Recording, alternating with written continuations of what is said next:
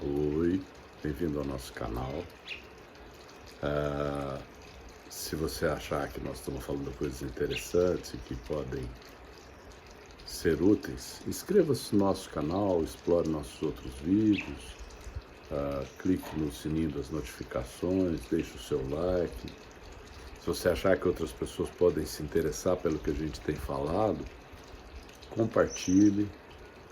E se você acha que tem o que perguntar, discordar, comente. A gente gosta bastante dessa interação. Hoje eu vou trazer uma questão que foi até proposta por um amigo meu que assiste o canal,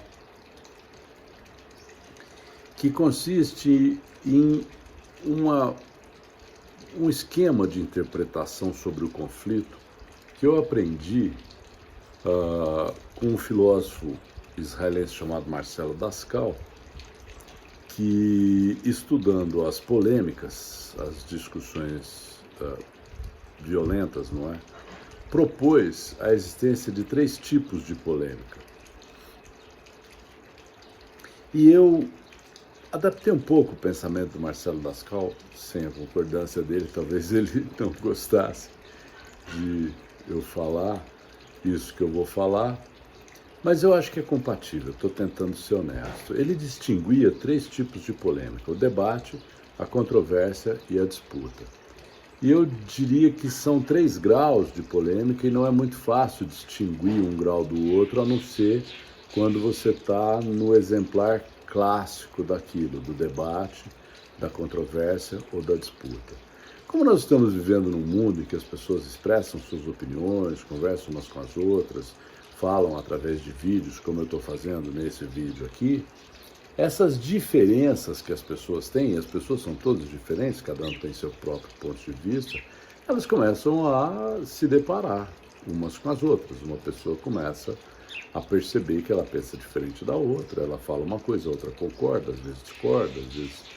E aí, como é que a gente faz para entrar nesse conflito? E que tipo de conflito isso pode surgir? Então eu vou propor para vocês que nós temos 3 graus de discordância. No debate, que o Marcelo Dascal chamava de debate, a discordância se dá sobre uma parte das questões sobre as quais nós estamos pensando juntamente, mas, embora nós discordemos sobre aquele detalhe, nós concordamos com as premissas que nós usamos para pensar sobre aquilo e concordamos sobre os modos de resolver aquele detalhe. Por exemplo, digamos que a gente está discutindo, sei lá, a aplicação da verba em alguma coisa por alguma agência governamental, por exemplo. Digamos, a prefeitura quer fazer uma ponte ou não quer, e devemos concordar com a ponte, ou achamos que deve fazer uma outra coisa no lugar da ponte, uma rotatória, por exemplo. Nós dois concordamos que o dinheiro é da prefeitura, que é a prefeitura que vai fazer aquilo, nós dois concordamos que ali há uma obra necessária, mas nós discordamos sobre se vai ser uma ponte ou vai ser uma rotatória, por exemplo. E essa discordância pode ser resolvida usando critérios de custo, por exemplo, ou de tempo de execução, de melhoria do fluxo de veículo. Há testes que nos permitem selecionar uma decisão que é mais apropriada, já que nós concordamos sobre qual é o problema e quais são as regras para resolver o problema. Mas digamos que a gente entra num assunto em que a gente concorda sobre qual é o problema, mas não concorda mais sobre as regras de solução do problema. Digamos que a verba tenha que ser aplicada numa ponte ou, digamos, na reforma de uma escola ou de um posto de saúde, que são coisas diferentes. E um de nós acha que a ponte vai trazer mais benefício para a população, e o outro acha que aquela reforma daquela escola, daquela posto de saúde vai trazer mais benefício para a população. E como é que a gente compara o benefício nos 2 casos? Porque a ponte reduz atraso. Quando a gente começa a discutir esse assunto, a gente percebe que, embora a gente concorde que há um problema e que há um governo ali municipal que tem que gastar aquela verba numa atividade pública, nós não concordamos com a forma de resolver o problema. Então nós temos que conversar primeiro sobre quais são os critérios. Se a gente quiser tomar uma decisão nesse nosso debate, a gente precisa chegar a algum critério. No caso, esse critério pode ser uma votação ou pode ser encontrar uma forma de traduzir o benefício de uma opção ou de outra posição em um número que seja comum aos casos. Então aí nós estaremos numa controvérsia, como diz o Marcelo Dascal. Mas vamos imaginar que nós discordamos, inclusive, da ideia de que aquele dinheiro deveria ser gasto pelo governo ou não.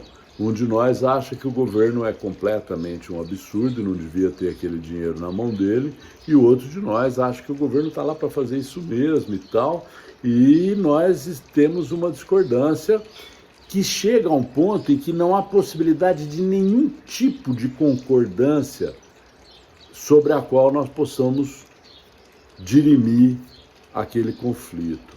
E aí isso vira uma disputa. Numa disputa, você não acha que haverá uma solução. Você acha que será ou um ou outro quem vai ganhar. Digamos, somos 2 vereadores aqui na Câmara, então a gente não faz acordo nenhum e vai para a votação. Quem ganhou, ganhou. Quem perdeu, que vá lamber as feridas em casa. Quer dizer, na disputa, o objetivo daquele conflito é ganhar o conflito e não resolver o conflito. No debate, resolver o conflito é uma coisa razoavelmente simples. Na controvérsia, a solução do conflito já é um pouco mais complicada. Na disputa, talvez não haja solução para o conflito, a não ser uma perda de um com a derrota de outro.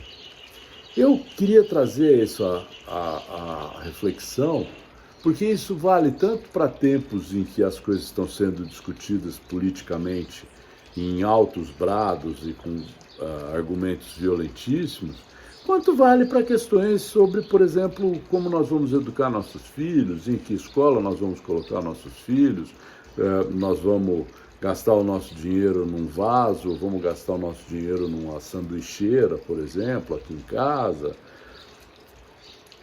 Eu considero que a civilização, e agora eu vou fazer uma afirmação pessoal, é a progressiva redução do número de disputas e o progressivo aumento do número de debates. Mas isso exige um esforço de todos e de cada um de nós que entra no conflito em reconhecer e aprender a reconhecer o ponto de vista do outro. Você já pensou nisso?